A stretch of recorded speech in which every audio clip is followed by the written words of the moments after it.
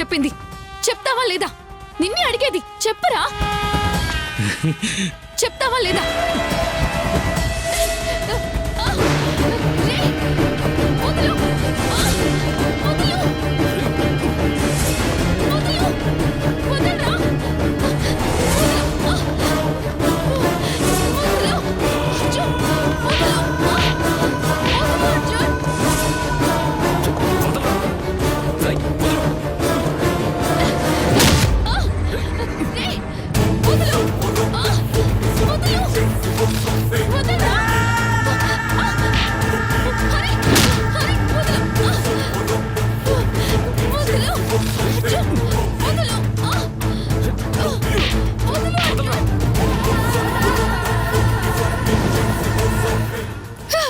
రే అర్జున్, వదలు అర్జున్, వదలు! హరి, వదలు!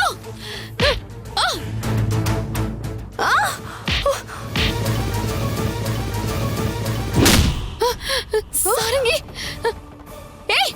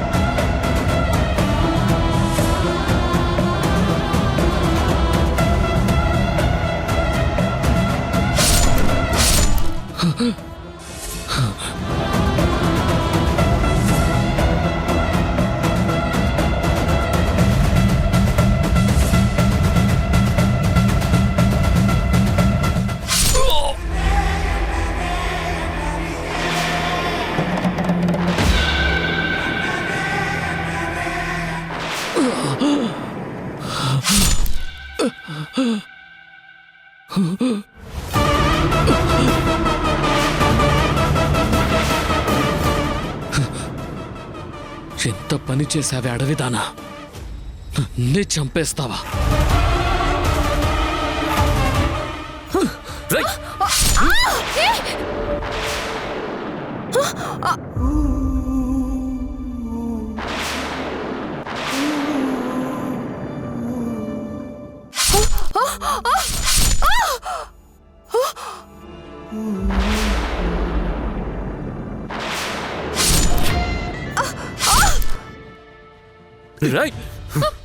సారంగి, సారంగి, సారంగి, సారంగి,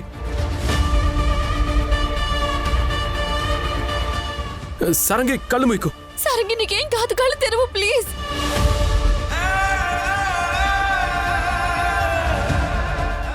నీకేం కాదు. సారంగి, సారంగి.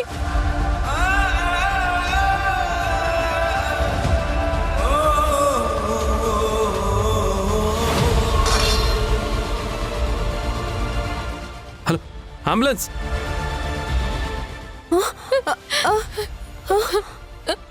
నీకేం కాదు సారంగి, త్వరగా నిన్ను రండి. బతికించుకుంటా.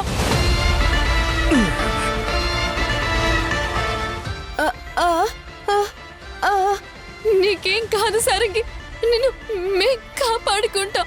నీకేం కాదు.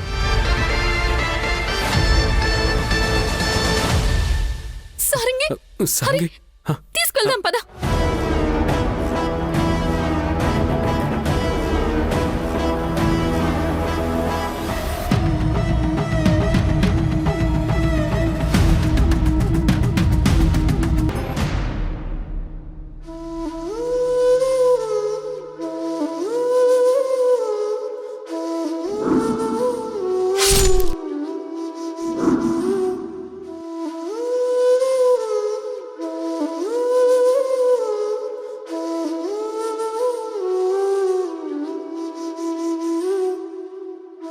Hari, Sarangi.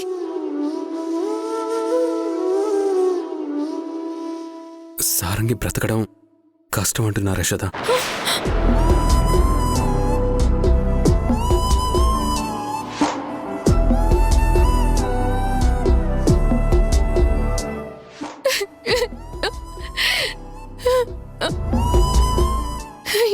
Yashoda, control your self. ఇంకొక విషయం, అర్జున్ చనిపోయాడు.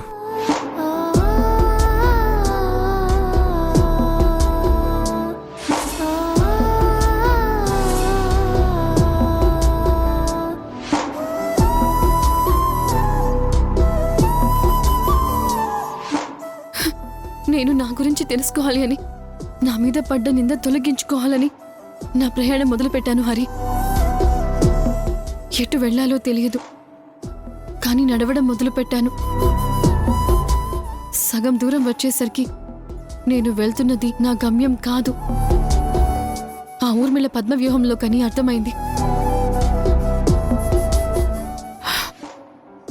ఇప్పుడు ఎటు వెళ్తున్నాను, ఎక్కడికి వెళ్తున్నాను, ఏం జరుగుతుందో నాకేం అర్థం కావటం లేదు. నేను ఎవరో తెలియకపోయినా నా కోసం నిలబడింది సారంగి. నాకు న్యాయం జరగాలని పోరాడింది సారంగి. అలాంటి సారంగిని ఇప్పుడు నేను కోల్పోయే పరిస్థితి వచ్చింది. అర్జున్ని పట్టుకొని తీగలాగితే ఆ ఊర్మిళ వాళ్ళంతా బయటకు వస్తారనుకున్నాను. ఇప్పుడు వాడే లేకుండా పోయాడు. ఇప్పుడు ఏం చేద్దాం హరి?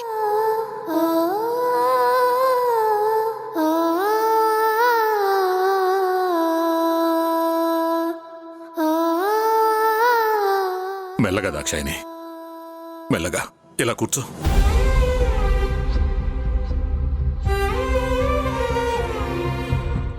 ఏమ్మా, డాక్టర్ గారు ఉన్నారా?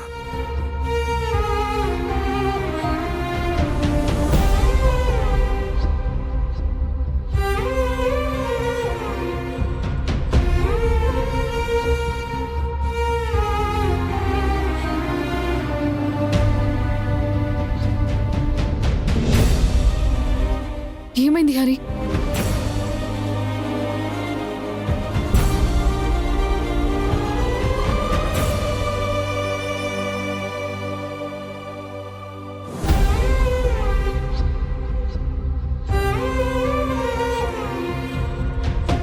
అమ్మా, ఏమైంది నీకు? నాన్న, అమ్మకేమైంది? నేను ఎంత చెప్తున్నా తినకుండా బీపీ తెచ్చుకుందిరా. లో బీపీ వచ్చి కింద పడిపోయింది, బాగా నీరసం అయిపోయింది. అందుకే డాక్టర్కి చూపిద్దామని తీసుకొచ్చాను. మావయ్య, మరి అత్తయ్యకి ఏమైనా తినిపించారా లేదా? నా మాట వినే రకం కాదు కదమ్మా మీ అత్తయ్య. ఏంటమ్మా, నువ్వు తినకుండా ఆరోగ్యం ఎందుకు పాడు చేసుకుంటున్నావు? నాకేం అవ్వలేదులేరా.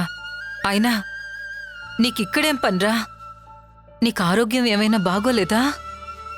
నాకేం కాలేదమ్మా. హాస్పిటల్లో చిన్న పనుండి నేను యశోద వచ్చాం.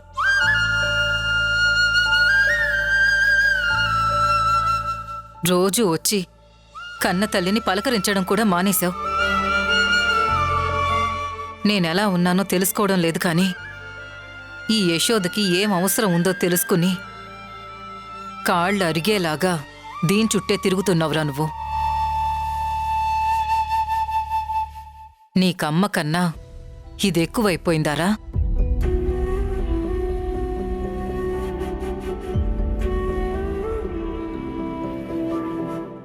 దాక్షాయిని గారు, డాక్టర్ గారు రమ్మంటున్నారు. నాన్న, పద, డాక్టర్ వచ్చారు. అమ్మని తీసుకుని వెళ్దాం. యశోద, పద, అమ్మని డాక్టర్ దగ్గర చూపిద్దాం.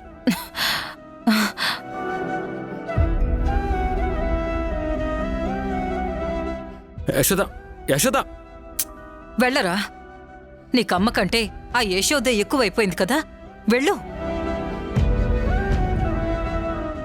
దాక్షాయిని గారు, రే పదరా, అమ్మ డాక్టర్కి చూపిద్దాం.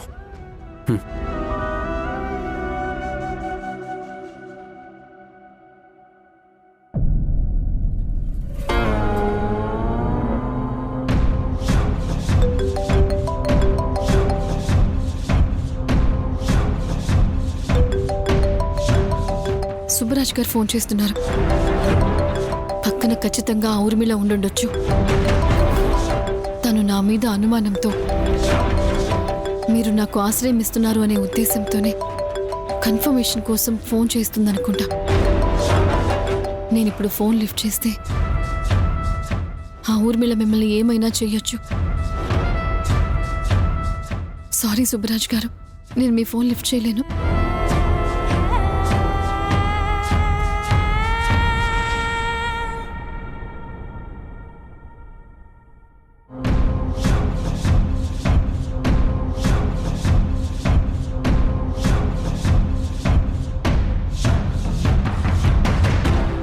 ఎందుకు యశోద ఫోన్ లిఫ్ట్ చేయట్లేదు? అసలు ఏమైంది? ఎక్కడికి వెళ్ళిపోయి ఉంటుంది? ఒకవేళ ఆ హరివెటల్ని పెళ్లి చేసుకుని వాళ్ళిద్దరూ ఎక్కడికైనా వెళ్ళిపోయి ఉంటారా? లేదు లేదు, అలా జరగకూడదు. నేను వస్తున్నాను యశోద.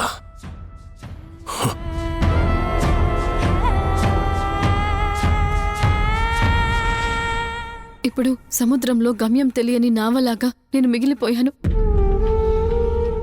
నేనెక్కడికి వెళ్ళాలి? నా పాప ఎక్కడుంది? తనని నేనెలా చేరుకోవాలి?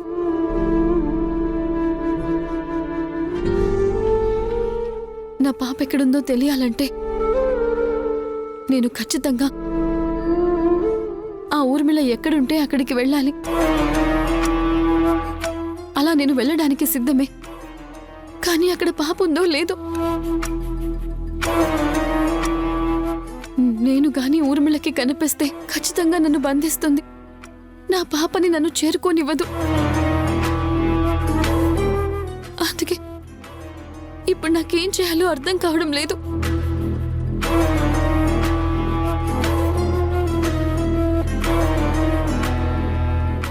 యశోద, ఏంటి యశోద? ఏమైంది నీకు? నా ఫోన్ ఎందుకు లిఫ్ట్ చేయట్లేదు? ఎందుకు అవాయిడ్ చేస్తున్నావు? నాదే కాదు, దేవికి ఫోన్ కూడా ఎందుకు లిఫ్ట్ చేయట్లేదు?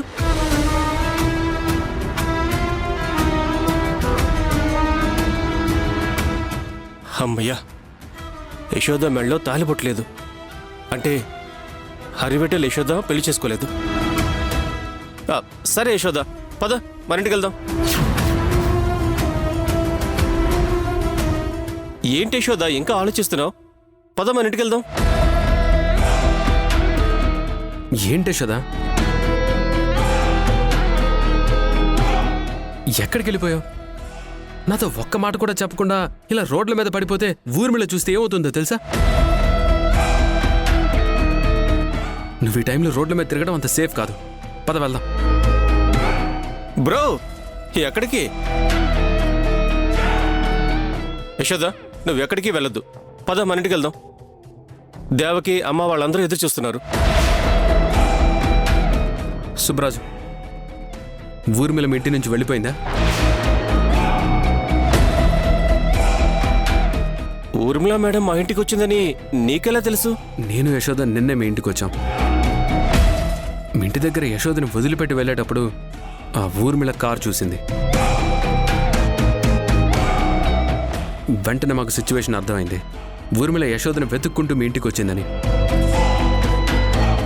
అందుకే వెంటనే అక్కడి నుంచి వెళ్ళిపోయాం.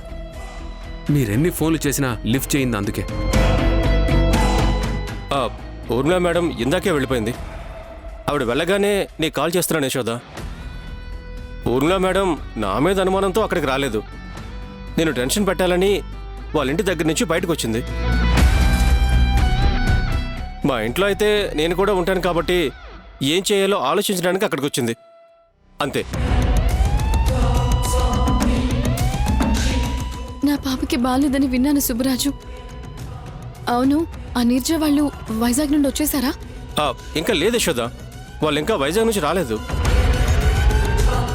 వాళ్ళు వస్తామని చెప్పినా ఊర్లో మేడమే ఇప్పుడే రావద్దని చెప్పిందంట.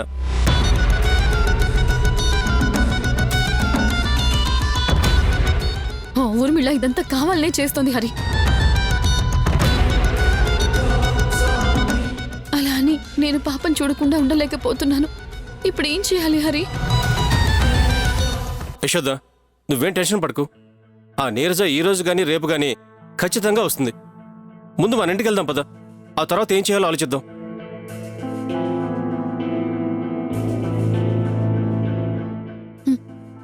సరే సుబ్బరాజు, నేను వస్తాను. హరి, నేను నిన్ను మళ్ళీ కలుస్తాను. సరే యశోద, జాగ్రత్త. అవును హరి, అత్తయ్యకి ఎలా ఉంది? బానే ఉంది యశోద. ముందు నువ్వు వెళ్ళు, మధ్యాహ్నం రెస్టారెంట్ దగ్గర కలుద్దాం. రెస్టారెంటా? ఇంకెక్కడ రెస్టారెంట్? మూసేశారు కదా.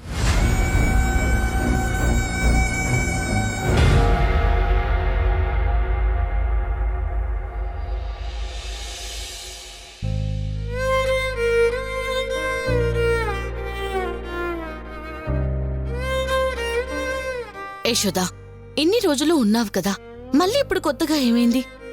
ఇంటి నుంచి వెళ్ళిపోతానంటావేంటి? అమ్మా యశోద, నిజం చెప్పమ్మా. ఈ ఇంట్లో ఎవరైనా నిన్నేమైనా అన్నారా? లేకపోతే నీకేమైనా ఇబ్బంది కలిగించారా? చెప్పమ్మా. మీరందరూ చాలా మంచి వాళ్ళండి. అందరూ నన్ను ఈ ఇంట్లో మనిషిలాగే చూసుకున్నారు. ఎవరూ ఎప్పుడు నన్ను ఒక్క మాట కూడా అనలేదు.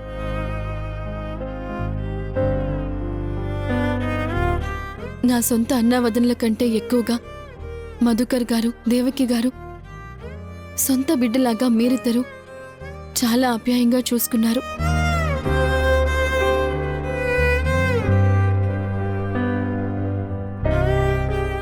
దయచేసి నేను చెప్పేది అర్థం చేసుకోండి. ఆ ఊర్మిళ గురించి మీ అందరికీ అర్థమైంది కదా.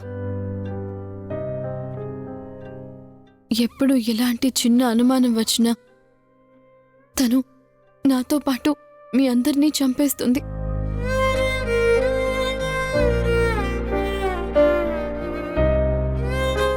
నా వల్ల మీరందరూ బలవడం నాకిష్టం లేదు. ప్లీజ్, దయచేసి నన్ను ఆపకండి, వెళ్ళనివ్వండి.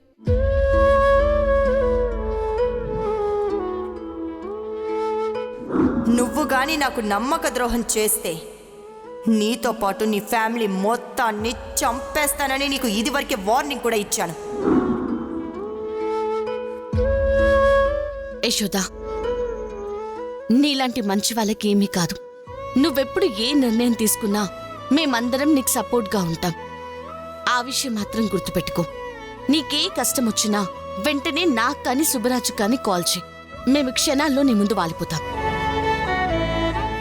అవును, ఏ హాస్టల్కి వెళ్తున్నావు? కస్తూరి హాస్టల్కి వదినా. జాగ్రత్త యశోదా, అక్కడ తెలిసిన వాళ్ళు ఎవరైనా ఉన్నారా? తెలిసిన వాళ్ళు ఎవరు ఉండకూడదని ఆ హాస్టల్కి వెళ్తున్నాను. అప్పుడప్పుడు ఈ ఇంటికి వస్తూ ఉండమ్మా. నేనింకా ఈ ఇంటికి రానండి.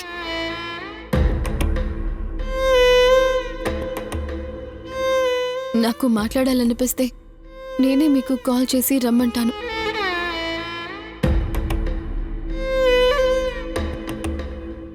అదే నేను ఇక్కడికి వచ్చానంటే ఆ ఊర్మిళకి అనుమానం రావచ్చు.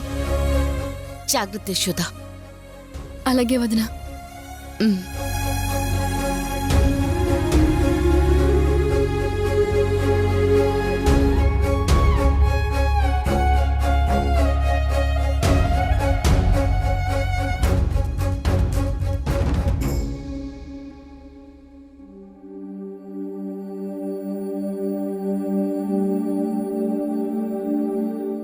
హరి, నువ్వు యశోదా కలిసి చాలా పెద్ద రిస్క్ చేస్తున్నారనిపిస్తుంది.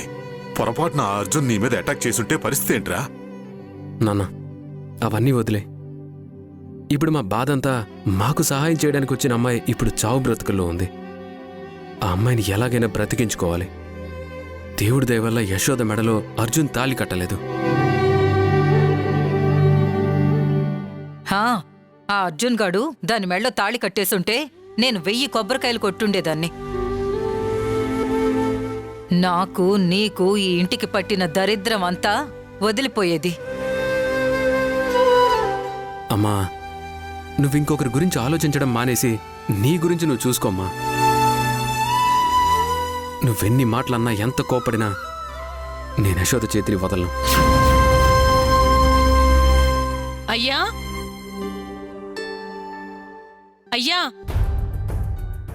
అయ్యా, అయ్యా, అయ్యా, అయ్యా దాక్షాయిని పద చూద్దాం.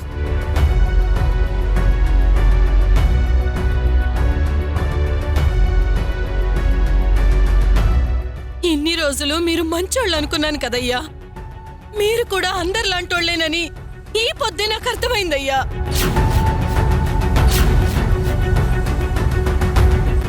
ఇది అర్థం చేసుకునే లోపే నా బిడ్డని నాకు కాకుండా చేశారు కదయ్యా.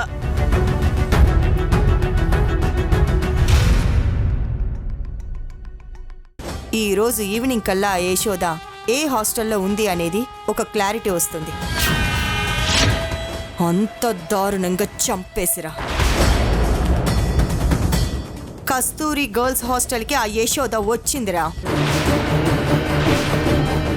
దానికి ఎవరు హెల్ప్ చేస్తున్నారు? ఆటో